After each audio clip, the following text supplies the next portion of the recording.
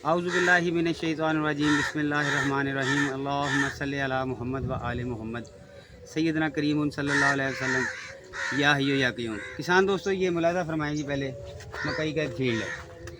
ये माशाल्लाह से बहुत बेहतरीन किस्म का फील्ड है। P4040 पाइनियर की वैरायटी। इसी काश्तकार के पास मानसेंटो की 8148 और 80 भी काश्त है। ये आलमोस्ट 20 एकड़ है। तो ये 20 एकड़ जो है पिछले कुछ अरसे से मेरी निगाहदाश्त में यहाँ पर ये स्प्रे और बाकी चीज़ें मैनेजमेंट जो है फर्टिलाइज़र की और पेस्टिसाइड्स जितनी भी हैं वो मैं ही करवा रहा हूँ। ये बहुत करीबी दोस्त हैं। और इस वक्त आप मकई की सूरत हाल देखें। मकई की सूरत हाल देखने के बाद आपको अंदाज़ा हो रहा है ये फसल इस वक्त 10 से 12 पत्तों के दरमियान है और आइंदा से 10 से 15 दिन के अंदर इसमें सिट्टा निकलने का अमल शुरू हो जाए। अच्छा जी, ये अब एक क्रिटिकल सा वक्त है। इससे पहले जो हमने इसमें डलवाया है, पहले मैं आपके साथ वो शेयर करूंगा। उसके बाद अब कौन सी ऐसी खाद है जो डालने से हमारी पैदावार में 10 से 15 मन फ़ी एकड़ के हिसाब से इजाफा होता है, वो भी आपको बताते हैं। तो आइए जी, ये पहले ज़मीन की तैयारी की है बड़ी ज़बरदस्त किस्म की। खूब ज़ोर लगा के दिल के साथ ज़मीन को बड़े अच्छे तरीके से इन्होंने तैयार किया है। इसमें रूटावेटर और हल मुकम्मल करके इससे जो है ज़मीन को बिल्कुल नरम किया गया। लेज़र करवाया। लेज़र करवाने के बाद इन्होंने जनाब प्लांटर के ज़रिए जो है इसमें खेलियाँ बनाई और उसमें चोपा लगवा दिया, प्लांटर के ज़रिए लगा। अच्छा जी, फिर इन्होंने क्या किया, 1.5 बैग DAP का इन्होंने 1 एकड़ में डाला। साथ में उन्होंने 8 किलो ह्यूमिक एसिड वेलकान कंपनी का एक्सीलेटर के नाम से था, वो हमने डलवा दिया। उसके बाद हमने पहले पानी के बाद जब ये उगाव मुकम्मल कर चुकी थी तो हमने 10 किलो फ़ी एकड़ के हिसाब से इसे यूरिया दी, क्योंकि हमने पत्ते गिने तो पत्ते 2 से 3 थे। 2 से 3 पत्तों की स्टेज के ऊपर 10 किलो यूरिया काफ़ी है। आपके सारे पौधों ने वो जितनी खुराक उन्हें चाहिए थी वो ले ली, बाकी ज़ाया जाती है, लिहाजा हमने वैसे ही कम डलवाई। फिर जनाब हमने इसमें जिंक फ्लड करवाई, लिक्विड जिंक।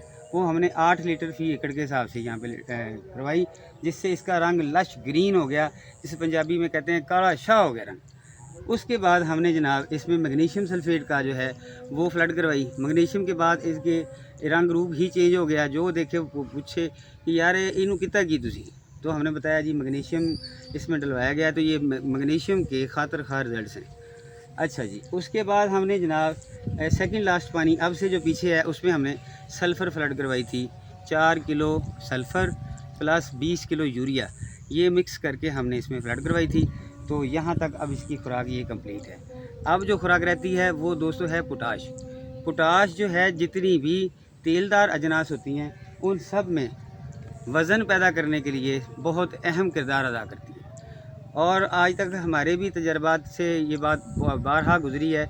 जिन दोस्तों ने सारी खुराक मुकम्मल की और पोटाश भी डाली तो ये वाली मौसमी मकई भी 100 मन से ज़्यादा निकलती है। और इस वक्त इस मकई के टनों और पत्तों को देखकर, नंबर ऑफ़ प्लांट को देखकर और तमाम पौधों की सेहत को देखकर ओवरऑल हम ये जज कर सकते हैं कि ये इस वक्त 100+ वाली पैदावार खड़ी है। तो अब जो इसमें खाद रहती है वो है पोटाश। पोटाश हमने इसमें फ्लड करवाएंगे। जो अब पानी आएगा, क्योंकि बारिश हुई है, काफ़ी अच्छा खासा पानी लग चुका है, तो अब जो भी पानी लगना है उसमें हम इन्हें पोटाश फ्लड करवाएंगे और कोशिश करेंगे कि पोटाश को 2 हिस्सों में तकसीम करें। 12.5 किलो हमने पोटाश अगर डलवानी है तो हम 6.25 किलो एक पानी पे, 6.25 किलो अगले पानी पे इसे फ्लड करवा देंगे। अगर लिक्विड करनी है तो 8 लीटर 4 लीटर पहले करवा देंगे, 4 बाद में करवा दें, ताकि 100% हमारे पौधे जो है इसे कंज्यूम कर सकें। तो ओवरऑल पौधे की सेहत को, स्ट्रक्चर को देखते हुए मैं ये यहाँ पर जज कर रहा हूँ, अंदाज़ा कर रहा हूँ कि ये मकई इंशाल्लाह अल अज़ीज़ 100 मन से ऊपर जाएगी। जैसे ही ये छलियाँ पकती हैं, पोलिनेशन का अमल कंप्लीट होता है, फिर एक वीडियो बनाकर आप लोगों के साथ खिदमत में पेश करूँगा।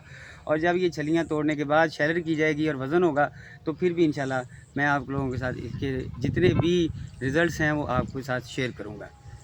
मुझे उम्मीद है कि जो फर्टिलाइज़र प्लान मैंने यहाँ पर करवाया और आपको बताया, आपको समझ आ गई होगी।